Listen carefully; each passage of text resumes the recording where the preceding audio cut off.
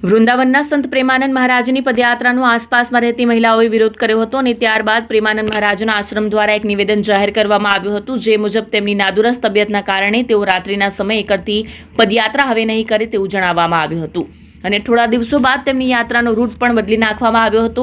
NRI સોસાયટીના પ્રમુખે પ્રેમાનંદજી મહારાજની માફી માંગી અને કહ્યું કે કેટલાક યુટ્યુબર્સે ખોટા સમાચાર ફેલાવ્યા છે। અમે બ્રિજવાસીઓ ક્યારેય તમારો વિરોધ કરી શકતા નથી અને જે આવા સમાચાર ફેલાવે છે તે વ્રજનો રહેવાસી ન હોઈ શકે। તેમણે વધુમાં કહ્યું કે સમાજના લોકો તમારી પાસે માફી માંગવા માંગે છે, તેને પોતાની ભૂલનો અહેસાસ થાય છે, પણ એ લોકો તમારી સામે આવવાની હિંમત એકઠી કરી શકતા નથી। એનઆરઆઈ સોસાયટીના પ્રમુખે પ્રેમાનંદજી મહારાજને ફરીથી એ જ રસ્તે ચાલવાનું શરૂ કરવા કહ્યું। અમે સમાજના લોકો તમારું સ્વાગત કરીશું અને તમારી ભૂલો દૂર કરીશું।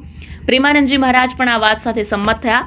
પ્રેમાનંદજી મહારાજે કહ્યું કે અમે તમને ક્યારેય નુકસાન પહોંચાડી શકીએ નહીં। આપણે બધાને સુખ આપવા આવ્યા છીએ, આપણે કોઈની સાથે દુશ્મનાવટ સહન કરી શકતા નથી। હવે જોવાનું એ રહે છે કે પ્રેમાનંદજી મહારાજ એ જ માર્ગેથી પોતાની પદયાત્રા ફરી શરૂ કરે છે કે નહીં। જોતા રહો સુરત ક્રાઇમ ન્યૂઝ।